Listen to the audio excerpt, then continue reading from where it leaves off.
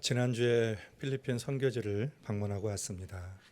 김성준 목사님 네 분을 비롯해서 13명의 교우들이 함께 방문하고 왔는데 참 어려운 상황 속에서도 선교사님들이 고군분투하고 계시구나라는 생각을 하면서 더 많이 기도하고 또 도울 수 있는 부분들은 더 많이 도와야겠다라는 그런 생각을 하고 왔습니다. 그래서 하나 느낀 거는 이게 보아야 비전이 생기는구나라는 거예요. 듣기만 해서는 모르겠더라고요. 그런데 직접 가서 보고 듣고 직접 경험을 해보니까 그제서야 비전이 생기는구나라는 생각을 했습니다.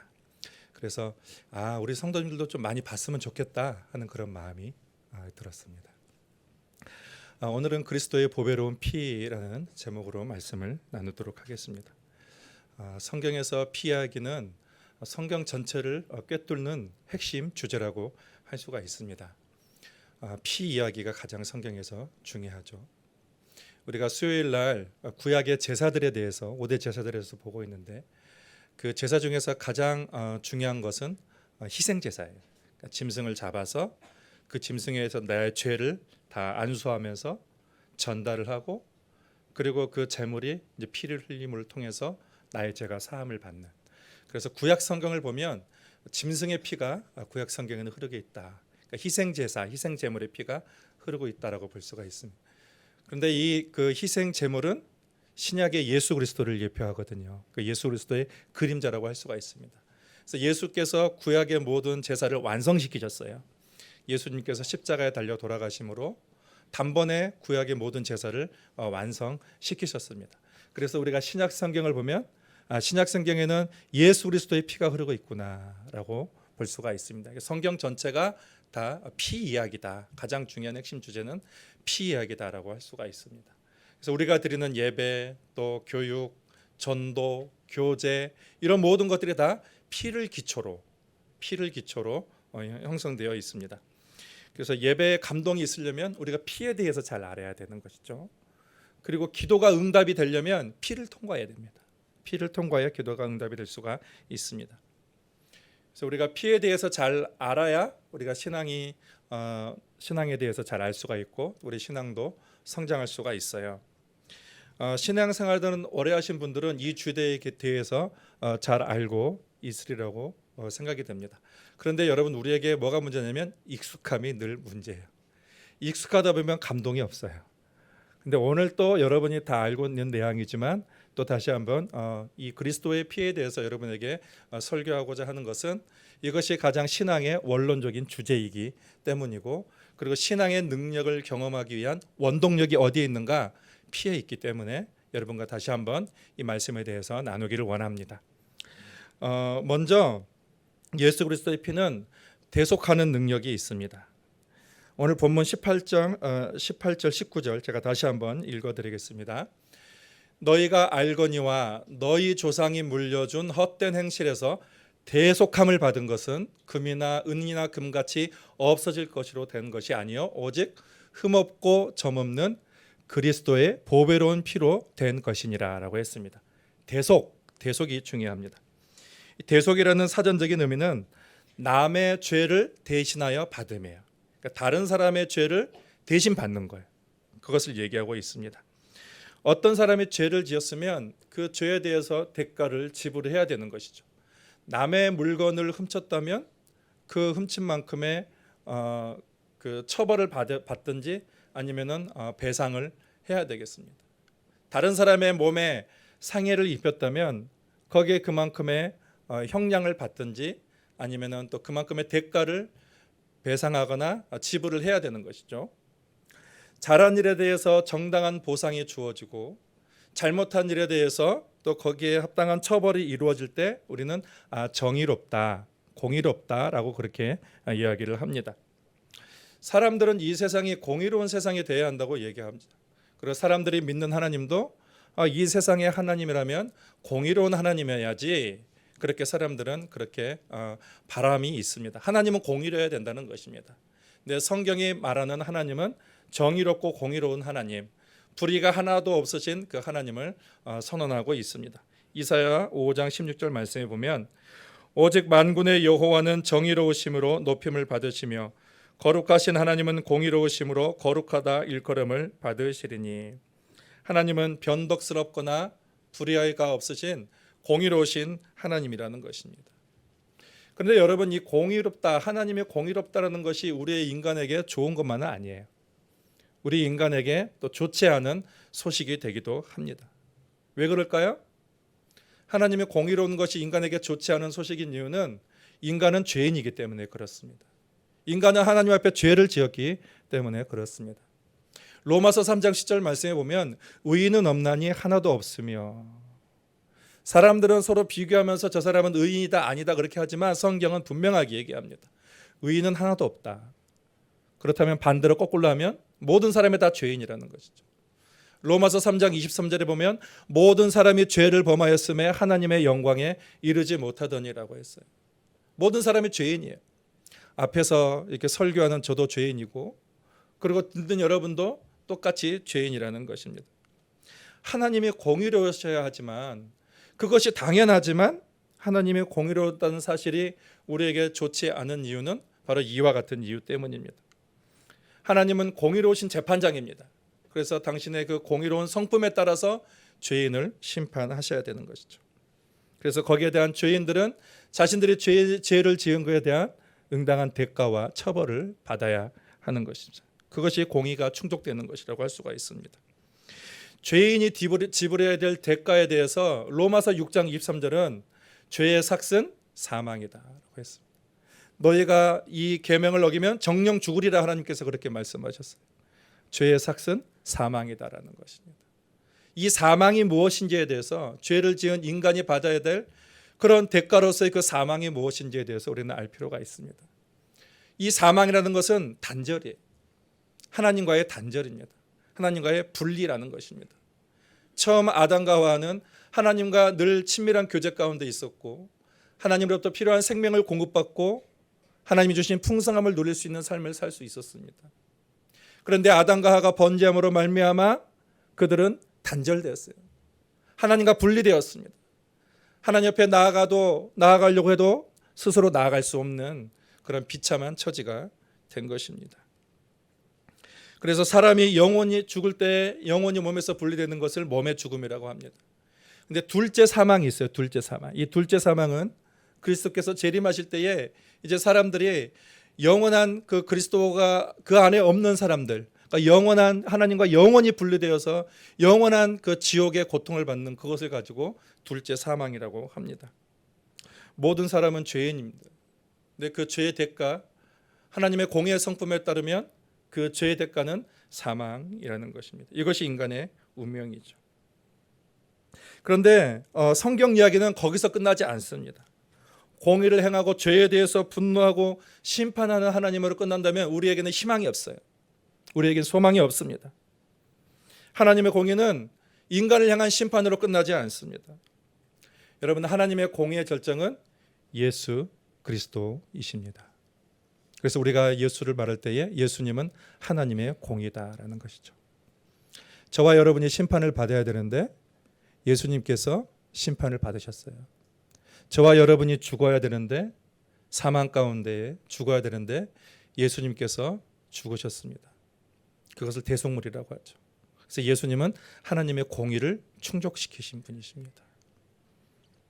성경은 많은 부분 예수님에 대해서 기록을 하고 있습니다. 예수님의 교훈과 예수님의 사랑의 성품과 예수님의 십자가의 죽음과 부활과 또 승천과 재림에 대해서 기록을 하고 있습니다. 보통 사람들은 예수님에 대해서 뭘 주목하게 되냐면 예수님의 선행에 대해서 주목을 하죠.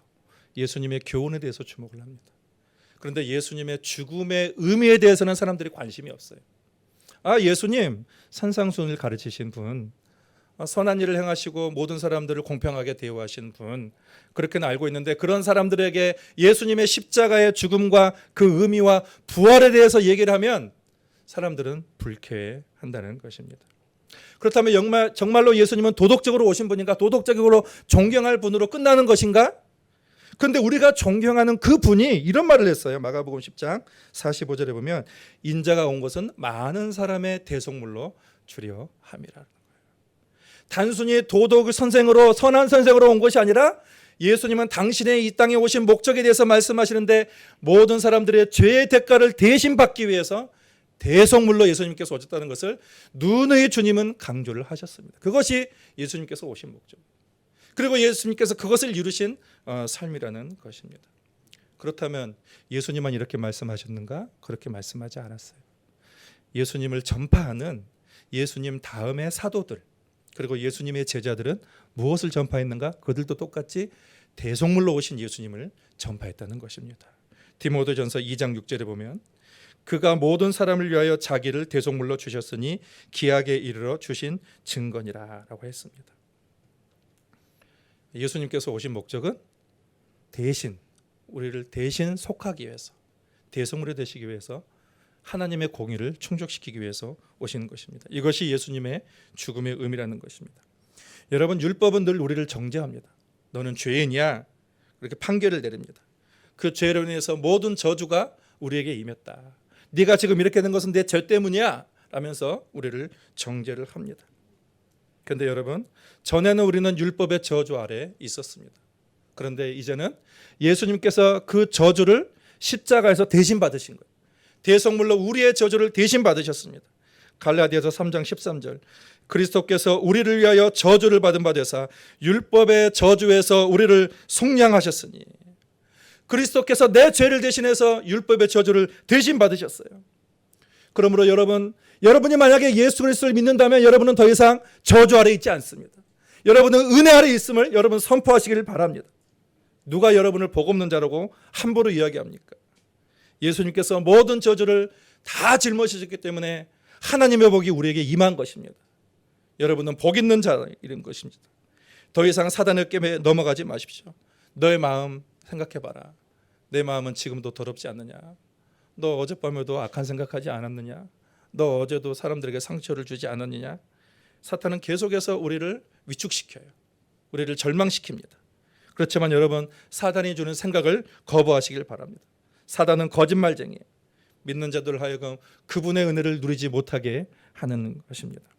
그렇지만 여러분 기억하시길 바랍니다. 예수님께서는 여러분의 과거의 죄와 현재의 죄와 미래의 모든 죄를 다 담당하셨습니다. 십자가에서 담당하셨습니다. 예수님의 대속의 능력은 불완전하지 않습니다. 완전하며 예수님의 대속의 능력은 영원하십니다. 한순간에 마치지 않고 영원하시다는 것입니다.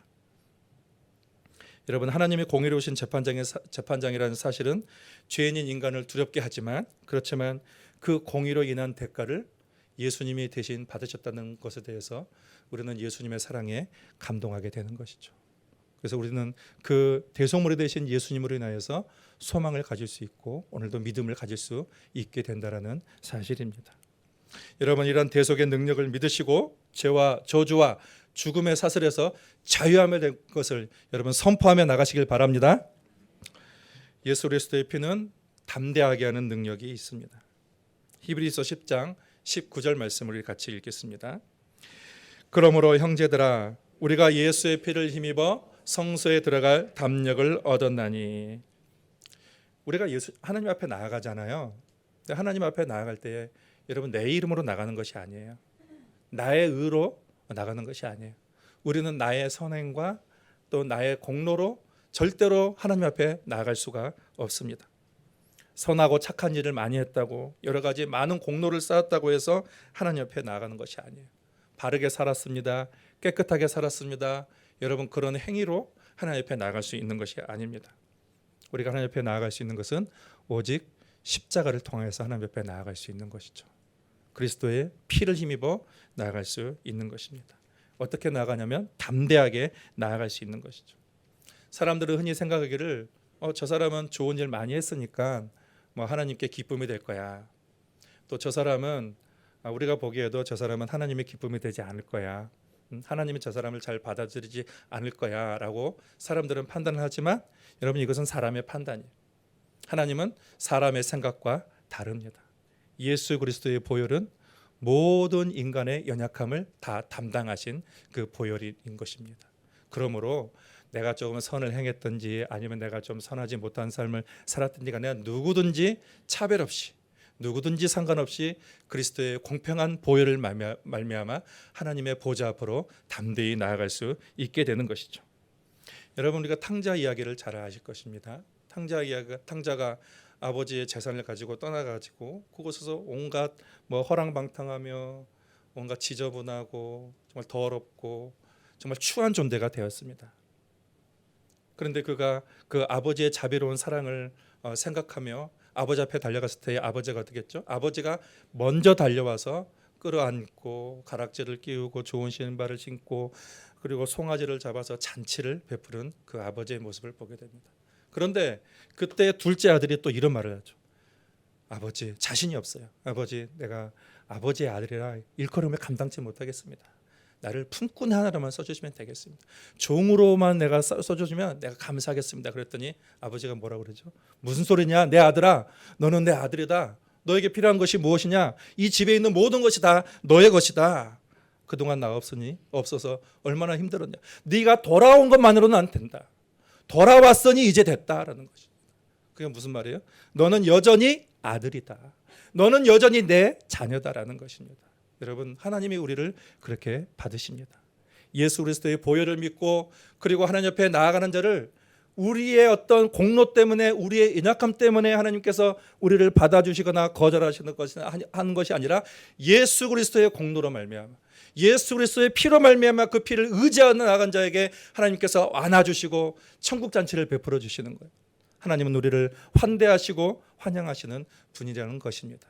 그러므로 여러분, 우리가 자신 없게 나아간다고 해서 하나님께서 그 사람을 양심적으로 보지 않습니다. 예수님의 보혈을 의지하여서 담대히 하나님 앞에 나아갈 수 있는 우리 모두가 되기를 바랍니다. 마지막으로 예수의 피는 사귐의 능력이 있습니다. 자, 예수의 보혈을 의지하여서 우리가 하나님께 나아갔습니다. 그럼 그것으로 끝이 아니에요. 그럼 어떻게 될까요? 이제는 예수 그리스도와 동행하는 거죠. 하나님과 사귀고 동행하고 교제하며 나아가는 것입니다.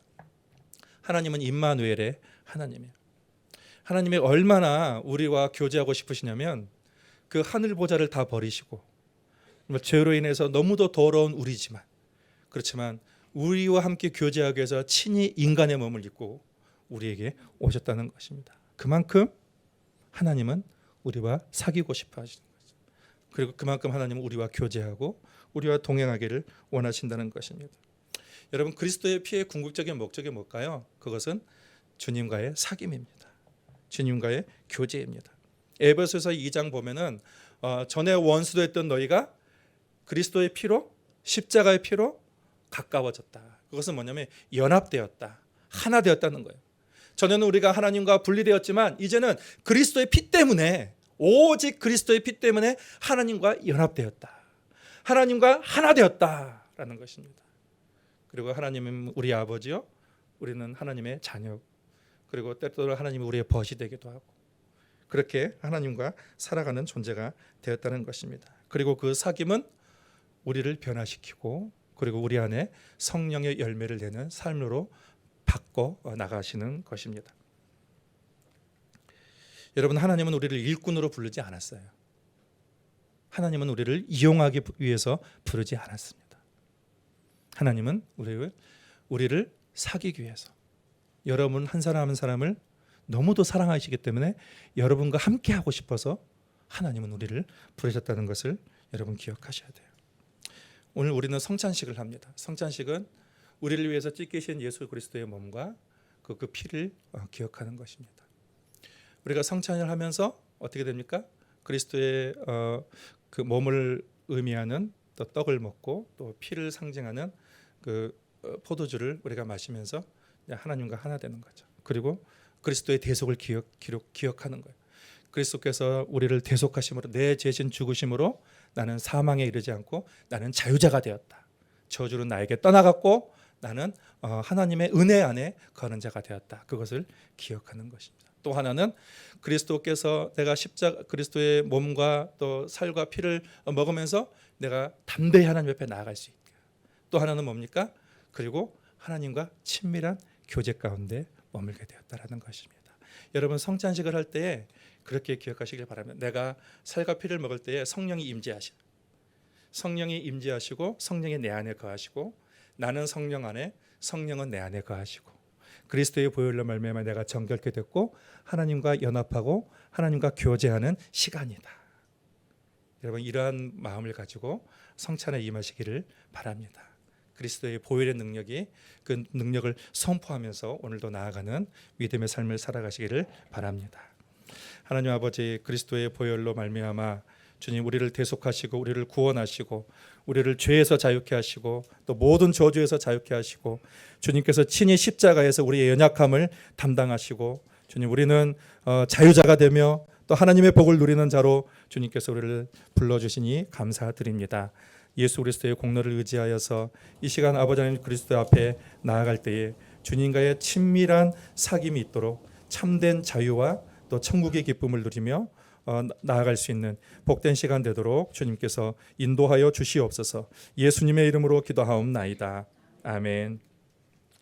이 시간 성찬식을 하겠습니다. 사랑하는 교우 여러분, 이 성찬은 그리스도를 기념하여 그가 다시 오실 때까지 그의 죽으심과 사심을 기념하는 예식입니다. 성령께서 이 예식 가운데 함께 계십니다. 성찬 예식을 통해서 우리는 악한 죄를 대적하고 모든 고난에서 더욱 견고하게 되며 사명을 감당할 수가 있습니다. 마음의 평안과 영생의 소망을 확실하게 하여 무한한 유익을 우리에게 줍니다. 이제 경건한 마음으로 이 성찬 예식에 참여하시길 바랍니다. 이 예식은 세례 받으신 분만 참여하실 수 있습니다.